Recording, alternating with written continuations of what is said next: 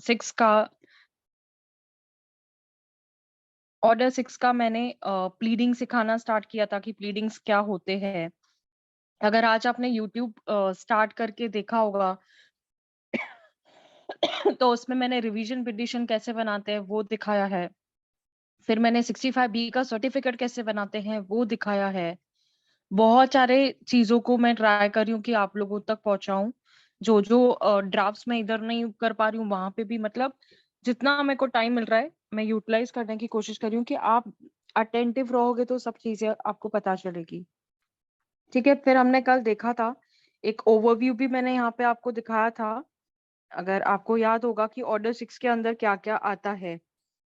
Order 6 के अंदर जो कि रूल नंबर 1 है डिफाइन करता है, रूल 2 फंडामेंटल प्रिंसिपल्स बताता है, 3 से 13 आपको नेसेसरी पर्टिकुलर्स के बारे में बताता है, 14 टू 15 वेरिफिकेशन ऑफ प्लीडिंग्स के बारे में बताता है, 16 आपको स्ट्राइक आउट के बारे में बताता है, 17 आपको अमेंडमेंट की बात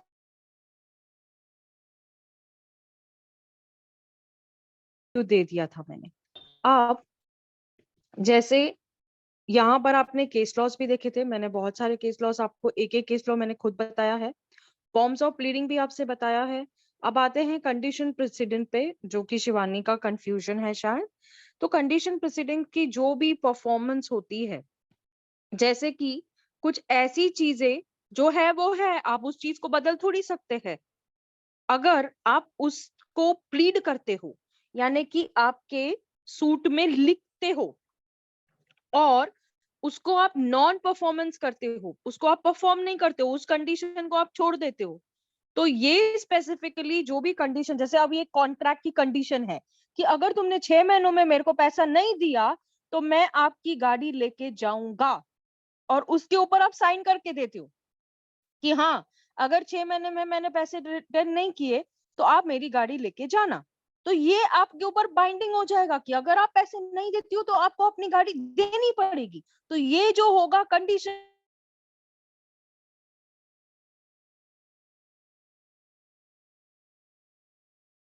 के लिए तैयार हूं। आया बात समझ में? ठीक है, यस क्लियर? मैम। चलिए,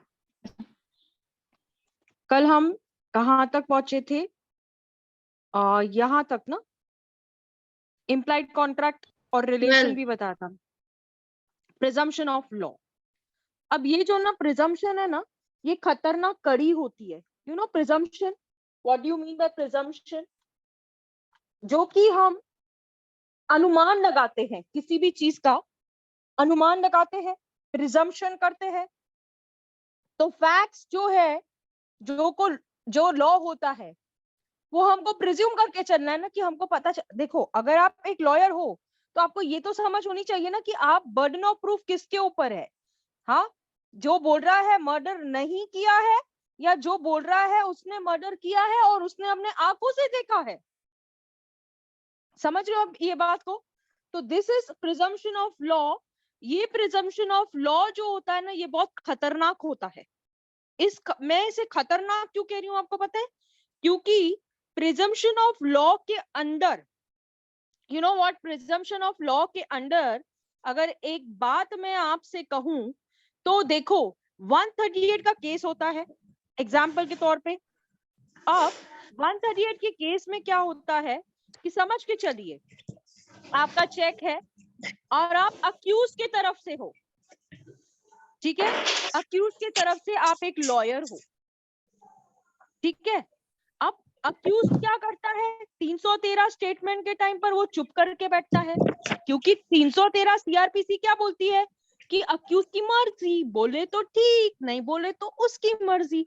वो चाहे तो जवाब दे सकता है, चाहे तो वहां पर ऐसा साइलेंट स्पेक्टेटर यानी चुपचाप खड़े भी रह सकता है वो बॉक्स के अंदर।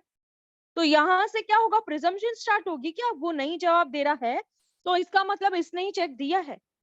लॉ कहां पे प्रिजम्पशन करेगा, जहां पर लॉ पॉइंट होती है, वहां पर लॉ की प्रिजम्पशन स्टार्ट होती है कि अगर लॉ ऐसा बना हुआ है तो दैट मींस प्रिजम्पशन है, वो बात है तो है, अनुमान लगाने की जरूरत ही नहीं है।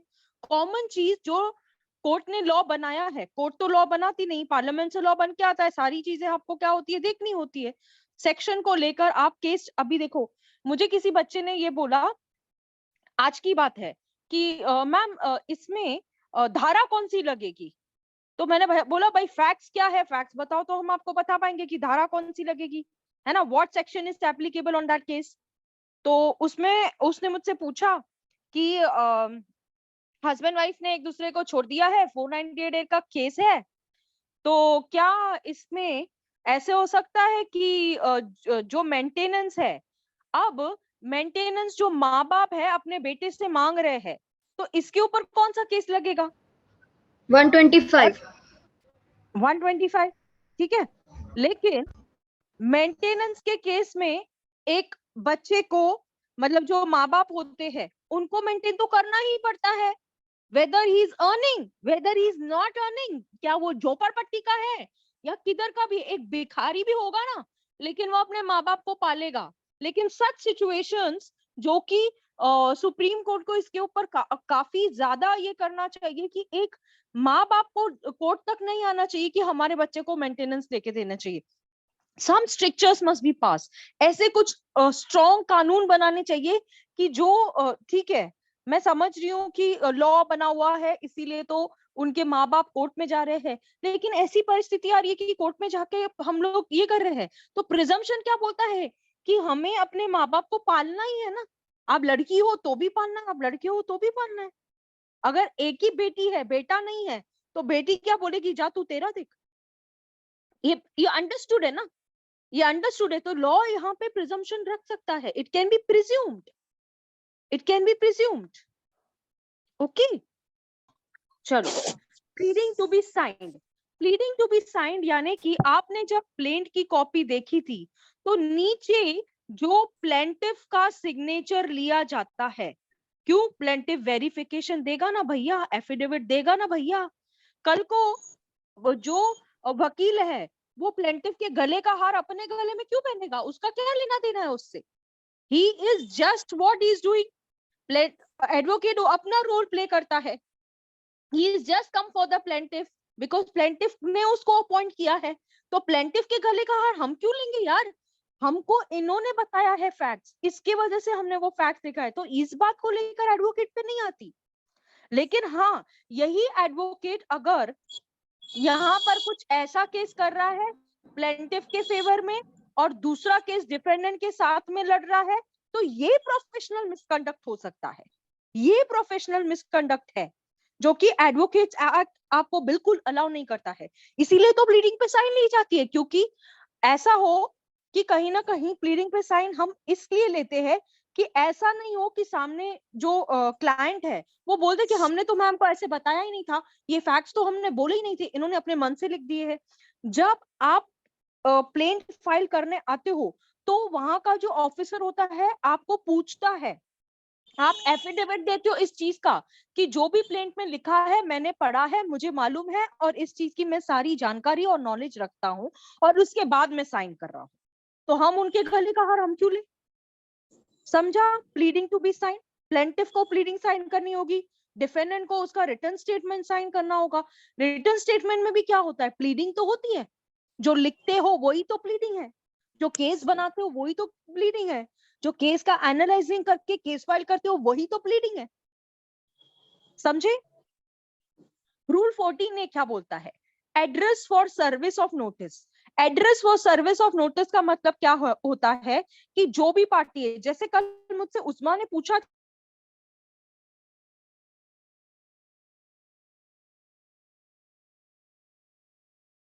ऑर्डर ले लिया, तो मैंने उससे कहा था कि ये चीज हमेशा याद रखना कि जजमेंट होने के बाद सामने वाला अगर बोलता है कि मुझे इस बारे में नहीं मालूम है, मेरा ये घर ही नहीं है, मेरा ये घर लॉक्ड रहता है, मैं यहाँ रहता ही नहीं हूँ, उसने अगर प्रूफ कर दिया तो कहीं ना कहीं वो बात उसके फेवर में चली जाएगी और फिर जज उसको सुनेगा, ठीक है। Address of the opposite party का मतलब क्या होता है बच्चे, डिफेंडेंट के एड्रेस की बात की जा रही है कि आप करेक्ट एड्रेस दे दो, जिसके लिए आप क्या देते हो कोर्ट के अंदर बता देती हूँ मैं, इसमें नहीं लिखा हुआ है, आप कोर्ट के अंदर एड्रेस पुरसीज देते हो, ठीक है, what do you mean by address process, कि ये जो एड्रेस है ये करेक्ट है, मेरे जानकारी में ये, जैसे हम एफिडेविट कैसे देते हैं उसी तरीके से एड्रेस का छापा मार के इसमें बोलते हैं कि एड्रेस ट्रू एंड करेक्ट है। ठीक है, ये एड्रेस सही है, मुझे इस एड्रेस की जानकारी है, मैं एड्रेस से अवगत हूं कि ये डिफेंडेंट जो है इसी एड्रेस पे रहता है। आया समझ में 14 है, क्लियर हुआ? शिवानी कोई प्रॉब्लम बच्चे? No ma'am. रूल नंबर 15 बोलता है, फिर भी पढ़ना, अगर कोई भी डिफिकल्टी आती है मैं इधर ही बैठी हूँ बच्चे। ठीक है, अब वेरिफिकेशन ऑफ प्लीडिंग की बात करते हैं। वेरिफिकेशन ऑन एफिडेविट, जब भी प्लीडिंग खत्म होती है, मैंने आपको दिखाया था कि प्लेंट के नीचे बॉटम लाइन बोलते हैं जिसको बॉटम, उस बॉटम पे वेरिफिकेशन देते हैं आप in the form of affidavit, कि जो भी प्लीडिंग में लिखा गया है मैंने उसको स्वतः वेरीफाई किया है, मैंने एफिडेविट दिया है, और मुझे इन सारे फैक्ट्स के बारे में पर्सनल नॉलेज है। ठीक है, क्योंकि तुम खुद जा रहे हो, तुम खुद कोर्ट के सामने खड़े हो रहे हो, तुमने हमको जानकारी दी थी, तो तुम्हारी जो दुश्मन है हम क्यों पाले भाई? तुम्हारे लेने देने से हमारा क्या लेना देना है? एडवोकेट को अपना फीस से मतलब है, वो ले लेगा, अपना साइड हो जाएगा, उसको इससे मतलब नहीं है। आप वेरिफिकेशन करा रहे हो, आपने प्लीडिंग दी है, आपने हमको फैक्ट्स बताए हैं। ठीक है, रूल नंबर 16 क्या बोलता है? Strike out. ये देखो मैं यहाँ पे स्ट्राइक आउट कर रही हूँ, ये स्ट्राइक आउट कर रही हूँ मैं, स्ट्राइक आउट, देखो मैंने कितना बड़ा कट मारा है यहाँ पे। ठीक है, अब यहाँ पे अगर मैं स्ट्राइक आउट को लेकर कहूं तो जनरली ये स्ट्राइक आउट जो है, कोई भी स्टेज पर जहां पर कोर्ट को लगता है स्ट्रक आउट करना है, अमेंड करवाना है आपसे, अगर आप ऐसी स्कैंडलस स्टेटमेंट, ऐसी कोई फ्रिवलेस स्टेटमेंट, ऐसे कोई वैक्सेशियस स्टेटमेंट सुन के लो, ये क्या होते हैं? स्कैंडलस स्टेटमेंट का मतलब ये होता है कि अगर कोई ऐसी गाली दे दी आपने एक औरत को जो उसके मान सम्मान को ठेस पहुंचाती है। समझो एक क्रॉस चल रहा था, ठीक है, एक क्रॉस चलते समय एक ससुर लॉयर था उसमें, ठीक है, एक ससुर दो चार, उसमें वो लॉयर था। अब बेटे को तो फेवर करना ही है, तो उसने अपनी बहू से, ठीक है, डॉटर इन लॉ से, यानी कि कह दिया कि तुम तो बेशरम हो, बेशरम, अब भी तुम्हें शर्म नहीं आती, कहीं जाके डूब मरो, तुम तो काली कलूटी, I don't know X Y Z, I am not using such words, but these are scandalous words, जो कि आपकी जो रेप्यूटेशन है उसको हार्म कर रही है। आपको गाली दी गई, स्कैंडलस है। आपको बच्चलन कहा गया, वो स्कैंडलस है। ठीक है, बच्चलन, यू नो, जो सोसाइटी में लेडीज होती है बांझ बोल देती है, वो स्कैंडलस वर्ड है। समझ रहे हो? फ्रिवलेस, फ्रिवलेस यानी कि ऐसा झूठा जिसका कोई वजूद ही नहीं है, उसे फ्रिवलेस कहते हैं। वैक्सेशियस, गलत, जो कि देखते समझते ही आपको चिढ़ा जाए और आपकी सिचुएशन में आप एम्बैरेस हो जाओ, खड़े खड़े हम एम्बैरेस हो जाते हैं, शर्म में डूब जाते हैं। कुछ ऐसा शब्दों का वापर किया जाता है, जैसे एक औरत है, उसको ऐसा कुछ बोल दिया तो वो सोसाइटी में शर्म के मारे एकदम ये हो जाती है कि बाप रे, लोग सुनेंगे तो क्या बोलेंगे। समझ रहे हो ना? लोग क्या कहते हैं ये लोगों की बात है, लेकिन लोग क्या कहेंगे ये जरूर घर वाले भी कहेंगे कि लोग क्या बोलेंगे, अरे ऐसा कैसा।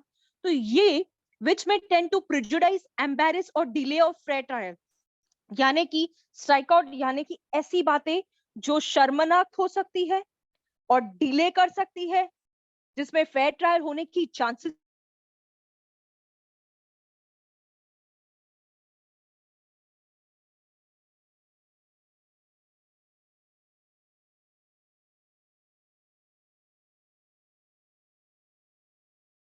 को बोलेगा पहले आप इससे काट कर आइए, अगर अमेंड करने के लिए कहेगा तो आप अमेंड करेंगे, जैसे कोर्ट की मर्जी, ये डिस्क्रिशनरी पावर है, जैसे कोर्ट को ठीक लगे वो वैसे करेंगे। एलिगेशंस का मतलब है इल्जाम, जो भी प्लीडिंग में लगाए जाते हैं, अब्यूजिंग, प्रेजुडाइजिंग द ऑपोजिट पार्टी, यानी कि फेर बदल करना, प्रेजुडाइज करना, उसके बातों का मुद्दा ही बदल देना, उसको प्रेजुडाइज कहते हैं। ठीक है, एनी एंटीसीडेंट और offensive matter and sorry any indecent और ऑफेंसिव मैटर्स आर स्कैंडलस। कोई भी इनडिसेंट, अरे तू तो कौन से कपड़े पहनती है, हमने नहीं देखा है क्या, तू कहाँ जाती है, तो दीज आर ऑफेंसिव। आप किसी भी महिला के लिए ऐसा कोई भी प्रमाण पत्र नहीं दे सकते, कोई भी स्कैंडलस स्टेटमेंट नहीं दे सकते जो बेचारी महिला अपने आप को बेचारी समझे। ठीक है, वैसे तो नहीं है पर बोल नहीं सकते। अब यहां से ऑर्डर 6 रूल 17 गोल्डन रूल है, वेरी वेरी इंपॉर्टेंट है।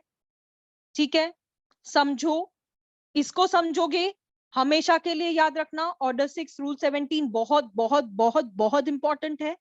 ये आपका बेस है, अगर बेस कच्चा होगा तो सीपीसी बेटा नहीं समझ में आएगा। ठीक है, चलिए, द कोर्ट में एट एनी स्टेज, विक्की पानी पियो, एट एनी स्टेज, किसी भी स्टेज पर, स्टेज मतलब वो स्टेज नहीं होता, हाँ, जो सुनो सुनो भाइयों बहनों, वो पॉलिटिक्स का केस नहीं चल रहा इधर। स्टेज यानी कि जो भी कोर्ट केस में चल रहा है, किसी भी स्टेज पर है, आपके सवाल के स्टेज पे है, आपके जवाब के स्टेज पे है, आपके रिटन स्टेटमेंट फाइल करने के स्टेज पे है, किसी भी मोड, स्टेज का मतलब है कोई भी मोड पर। ठीक है, प्रोसीडिंग्स जो आपका केस है आइदर ऑल्टर करने के लिए बोल सकती है, जैसे आप टेलर के पास कपड़े लूज हो जाते हैं तो ऑल्टर करवाते हो ना, तो हो सकता है वो आपको ऑल्टर करवा ले। अमेंड हिज प्लीडिंग यानी कि वो बोल सकती है कि इसमें चेंज लाओ, अमेंडमेंट का मतलब ही है चेंज चेंज चेंज। ठीक है, बदलाव, बदलाव लाओ, बदलाव लाओ, बदलाव करो, ऐसे मैनर में जो भी टर्म्स है, सच अमेंडमेंट शैल बी नेसेसरी, इसलिए कि जो भी real question and controversy between the parties है, यानी कि आप मुद्दा नहीं बदल सकते, जो रियल कंट्रोवर्सी है, जैसे कि यहाँ पर अगर अपन राखी सावंत का नाम लेते हैं, ठीक है, तो शी इज रियल कंट्रोवर्सी। तो अब जैसे वो दुरानी के केस चल रहा है, उसके घर पे चली गई है ना, या जो भी उसके केस में हो रहा है, क्योंकि वो क्रिमिनल केस है, सिविल से उसका कोई भी लेना देना नहीं है। जब वो पैसों का मैलिशियस प्रोसिक्यूशन करेगी या ऐसा कोई भी केस करेगी जिसमें उसको मानहानि का दावा करेगी, तो उस समय ये सारी चीजों का उसको ध्यान पे रखना पड़ेगा। ठीक है, अब आगे बोलते हैं प्रोविजो क्या बोलता है। No such application for amendment shall be allowed after the trial has been commenced unless the court comes to the conclusion. ये देखो, ये प्रोविजो है ना, ये सिर्फ ऐसे ही कहने के लिए प्रोविजो है, मैंने तो जजमेंट से एक दिन पहले अमेंडमेंट किया है। मेरे केस की बात बता रही हूँ, मेरे खुद के केस की बात बता रही हूँ, जजमेंट होने वाली थी और मैं तो क्या किया था आपको बता देती हूँ, एविडेंस भी क्लोज कर चुकी थी। ठीक है, मुझे कोई भी एविडेंस लीड नहीं किया था, करना है आगे कोई भी एविडेंस लेना नहीं है ना, मुझे ये करना है, और मैं क्लोज करने के बाद भी मैंने अमेंडमेंट किया है।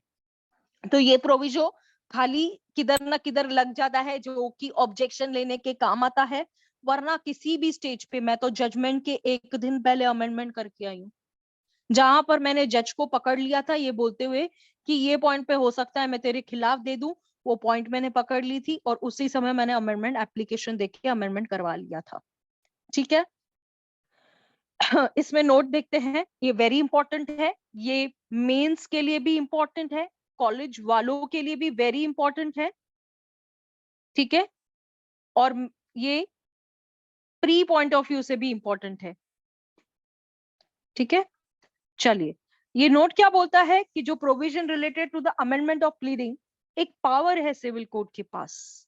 जैसे क्रिमिनल में जो तुमने गोली चला दी वो चला दी, उससे हम पीछे नहीं हट सकते, लेकिन ये ना, ये एक्चुअली ऐसा है कि इस ओवरडोज को अपन कम कर सकते हैं। कैसे ऑल्टर कर सकते हैं, जज आपको कहेगा ऑल्टर करिए, अमेंड कीजिए, मॉडिफाई कीजिए, यानी कि आपने जो रोबोट बनाया है ना उसको भी आप मॉडिफाई कर सकते हो। ठीक है, उसे भी आप मॉडिफाई कर सकते हो जैसे आपको मोल्ड करना है, लेकिन कहीं ना कहीं ऐसा मोल्ड नहीं करना कि आप जो चीजें हैं उसे ही बदल दे। ठीक है, जहां पर अमेंडमेंट नेसेसरी है, जहां पर रियल क्वेश्चन कंट्रोवर्सी को हिलाना मत, can be amended without injustice to order other side. ये देखो, ये तो है ना फॉर्मल पॉइंट है, अभी अदर साइड को इनजस्टिस तो होगा ही होगा। अगर मैं कुछ चीजों में बदलाव कर रही हूँ, मेरे प्लेट को चेंज कर रही हूँ, मेरे प्लेट में समझो मैंने पहले खाली नमक डाला था, फिर मैंने मिर्ची भी डाली, मैगी मसाला भी डाला, उसको चटपटा भी बनाया, तो सामने वाला तो जलेगा ना, डिफेंडेंट तो जलेगा ना इस बात पर, है ना, कि अरे मेरा तो मुद्दा ही बदल दिया इसने, मेरे को तो ऐसे लग रहा था मैं केस जीत गया, ये तो टाई टाई फिश हो गया। तो इस केस के अंदर राजेश कुमार अग्रवाल वर्सेस के मोदी का केस है, जिसमें अमेंडमेंट के प्लीडिंग में को 2 पार्ट में डिवाइड किया गया है। इसमें फर्स्ट पार्ट है और सेकंड पार्ट है। यहाँ पर शल नहीं है। कहां पे शल है? सेकंड पार्ट में। फर्स्ट पार्ट देखिए, मे के बारे में बोल रहा है। May gives discretionary power to the court to allow or disallow the application of the pleading. ये कोर्ट की मर्जी है, आपको अलाउ करने दे, वो उसकी मर्जी है ना। आखिरकार तो बाप तो वही है ना जो डिसाइड करेगा मेरा बेटा कौन है, तो उनके हाथ में, हमारे हाथ में तो नहीं। हम तो क्या कर सकते हैं? We can argue, we can say everything is in court's hand. ठीक है। सेकेंड पार्ट में gives an obligatory direction to the court to allow the application of pleading if this amendment is necessary for determining the real controversy. मैंने आपको court को दिखा दिया कि sir अगर आपने ये सवाल को लेने नहीं दिया तो जो रियल क्वेश्चन है जिसको मुद्दा ही चेंज हो जाएगा, मुझे अलाउ कीजिए इस मुद्दे के साथ में, वरना मेरा बहुत नुकसान होगा। और मैं आपको बताती हूँ, हाई कोर्ट ने, सुप्रीम कोर्ट ने ये कह के रखा है कि जो अमेंडमेंट है उसे आपको अलाउ करना ही होता है। 99.9%। बाकी से जो थोड़ा सा परसेंटेज है जो मैं छोड़ रही हूं वहां पे थोड़े जजेस अपने हिसाब से होते हैं, तो हो सकता है, बट नॉट। कोर्ट अलाउ कर सकती है। प्राइमरी ऑब्जेक्टिव क्या है ये आप मेंस पॉइंट ऑफ व्यू से लिख सकते हो। The primary objective to allow the application is secure the ends of justice. आपको पता है ना, justice delayed is justice denied. इसके बारे में जानते ही होंगे आप, पढ़ा ही होगा बहुत बार। Yes, हम जानते हैं। ऐसा नहीं हो कि सामने वाले को injustice हो जाए। कोर्ट का काम है जस्टिस को प्रिवेंट करना, और अमेंडमेंट अगर जरूरी है तो 100% जहां पे रियल कंट्रोवर्सी को इफेक्ट करे या कोई मिस्टेक्स हो गई है, यानी समझो हमने कहीं पर डिफेंडेंट की स्पेलिंग रॉन्ग लिख दी है, प्लेंटिफ की स्पेलिंग रॉन्ग लिख दी है, तो वो भी हमें चेंज करने का परमिशन दिया जाता है। तो mistakes in the pleading also आपको हेल्प करता है, क्योंकि देखो सामने वाला तो आपकी खिल्ली उड़ाता है, मजाक उड़ाता है, अरे क्या इसको प्लेंटिफ की स्पेलिंग नहीं आती क्या, इसको डिफेंडेंट, कभी कभी टाइपिंग मिस्टेक हो जाती है, तो ये टाइपिंग मिस्टेक्स को भी करेक्ट करने के लिए आपको ऑर्डर 6 रूल 17 से होके गुजरना पड़ता है। ठीक है। कॉपर वर्सेस स्मिथ का केस है, जहां पर कोर्ट ने कहा कि उसका ऑब्जेक्ट क्या है कि जो राइट्स ऑफ द पार्टीज है उनको प्रोटेक्ट किया जाए, ना कि उनकी गलतियों के लिए उन्हें पनिश किया जाए। ठीक है। वेरी इंपॉर्टेंट केस, ये पूछा जाता है, इसीलिए मैंने आपको यहाँ पे दिया है। आप what can be amended, what can be amended, तो प्लेन तो अमेंड हो ही सकता है। मैंने आपको कहा रिटर्न स्टेटमेंट में भी अगर कोई गलतियां हुई है तो प्रतिवादी क्यों छोड़ेगा, उसका भी तो रियल कंट्रोवर्सी क्वेश्चन है, उसको भी तो डिफेंस लेने का हक है।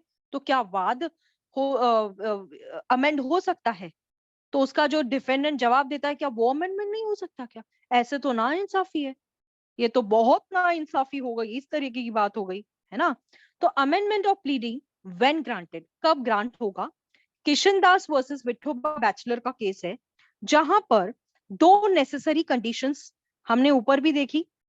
यहाँ पे देखो, ग्रांट ऑफ द लीव यानी कि कोर्ट की परमिशन, ठीक है, विदाउट कोर्ट की permission should not lead to injustice to other party, यानी कि अगर कोर्ट को लगता है इस अमेंडमेंट के बाद सामने वाले के साथ में बहुत नाइंसाफी हो जाएगी, तो ये बहुत को रोकने के लिए हो सकता है कि ये चीजों को रोका भी जा सकता है, पर यूजुअली नहीं होता। फिर भी देखिए, amendment of pleading is necessary, जो कि मैंने कहा रियल क्वेश्चन जो होता है, controversy between the parties. Now leave to amend, ये हाईलाइट कर लीजिए। लीव टू अमेंड का मतलब क्या होता है? ऑर्डर 37, मैंने उस दिन आपको ऑर्डर 37 का प्लेंट दिखाया था, ठीक है, याद करो, मैंने आपको फॉर्मेट दिखाया था। ऑर्डर 37 जो कि एक समरी सूट होता है, ठीक है, कौन सा सूट होता है? समरी। समरी का मतलब होता है शॉर्टकट, ठीक है, इसमें कोई ट्रायल नहीं चलता, इसमें कोई बड़े बड़े विटनेसेस लेके काम तमाम नहीं किया जाता, मैं शॉर्टकट कह रही हूं ना। तो इसका मतलब जो डिफेंडेंट होता है ना, वो WS नहीं फाइल करता, वो क्या फाइल करता है? Leave to defend. यहां पर लीव टू अमेंड है, ठीक है, लेकिन मैं आपको बता दूं कि लीव टू डिफेंड और लीव टू अमेंड के दोनों के बीच में डिफरेंशिएट बता देती हूँ। लीव टू अमेंड का मतलब होता है कि कोर्ट परमिशन देता है कि आप लीव टू अमेंड कर लीजिए, लेकिन जो लॉ ऑफ लिमिटेशन है, ठीक है, सालों बाद उठ के अगर आपने बोल दिया कि अरे मैंने तो ये चीज ही नहीं ली थी, ऐसा है क्या कि आप सालों बाद उठ के नींद में आ गए, तो ये it's not govern by any law कि आपको वो केची लगेगी। तो गंगाबाई वर्सेस विजय कुमार का जो केस है, और लीव टू डिफेंड का मतलब क्या होता है कि समरी सूट के अंदर लीव टू डिफेंड फाइल किया जाता है, WS नहीं, ये शॉर्टकट मेथड है, इसमें कोई ट्रायल नहीं होता, इसमें कोई लंबी लंबी डेट नहीं, इसमें कोई बड़ी बात नहीं, शॉर्टकट मेथड है। आओ प्लेंटिफ डिफेंडेंट तुम बोलो क्या करने का है और चलते बनो, यहाँ पे अपना स्टोरी एंड हो जाता है, ठीक है। लीव टू अमेंड, आप परमिशन लेते हो अमेंडमेंट की कोर्ट से। लीव टू अमेंड बिफोर और एट आफ्टर द ट्रायल और इन फर्स्ट अपील, देखो फर्स्ट अपील जो 107 में होती है, सेकेंड अपील जो 108 में होती है, रिवीजन और supreme court, even at the execution proceedings, provided the decree is legal, lawful and enforceable not otherwise. मैं आपको बता दूं कि रिवीजन पिटीशन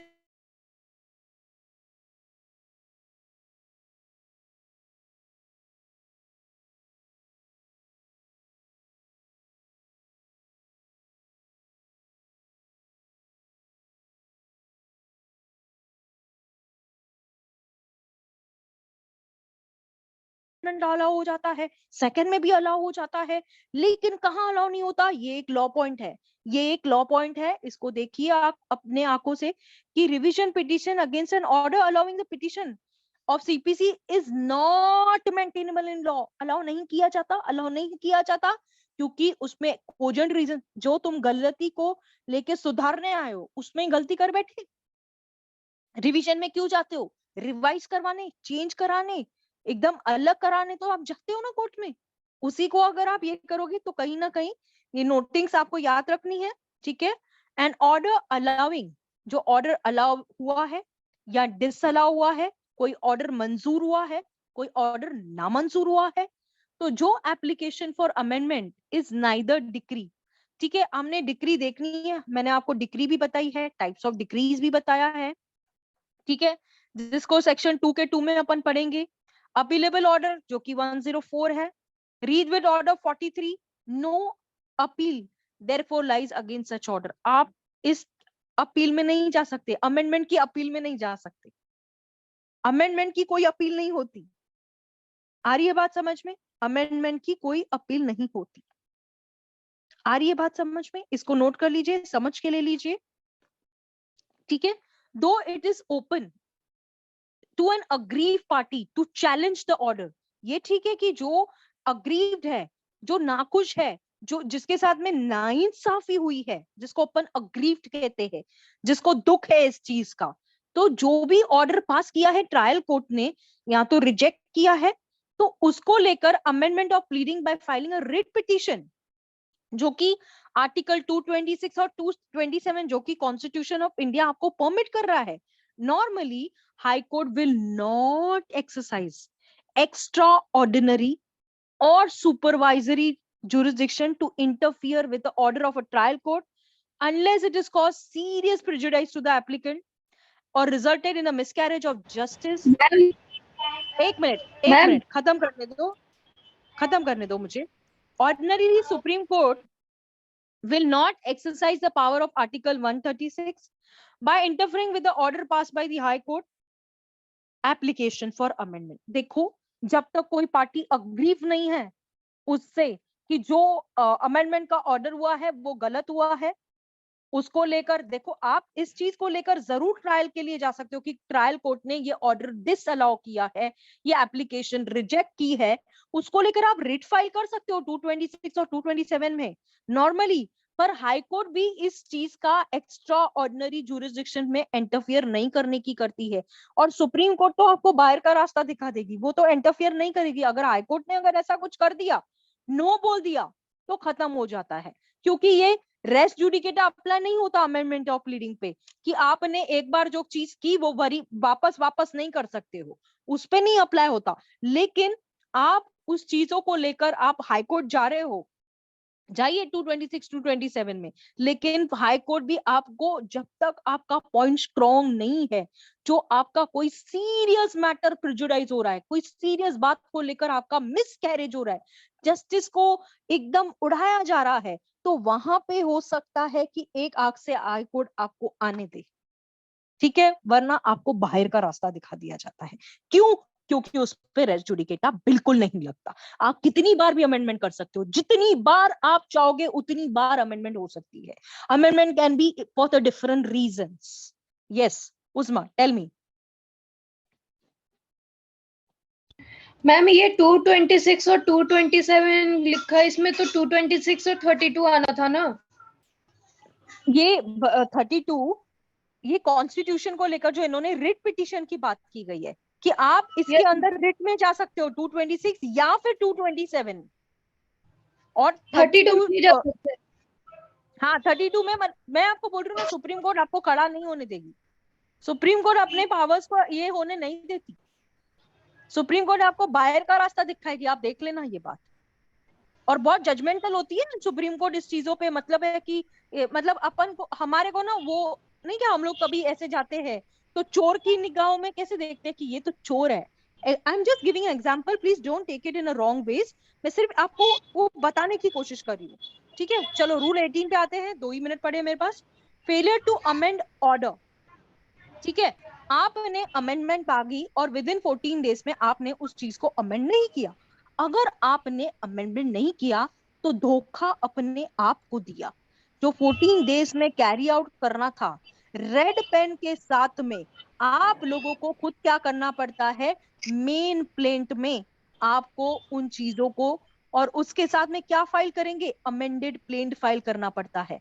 कि आपको जो भी करना है, अमेंडेड प्लेंट इसको सपोर्टिंग प्लेंट बोलते हैं विक्की, ये additional plaint is amended plaint, ठीक है. Additional plaint is amended plaint. Changes करते हैं क्या?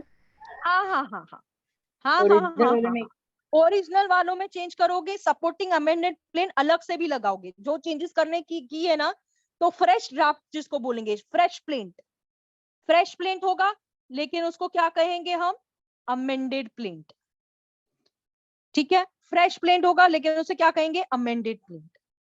और उसको भी आप मेन कॉपी में रेड पेन से करेक्शन करोगे, मतलब करोगे, ठीक है. चलिए, कोई डिफिकल्टी है तो मुझसे पूछ लेना. आर्बिट्रेशन को लेकर मैं सिखाना स्टार्ट करती हूँ, जिसको भी इंटरेस्ट है आ जाओ.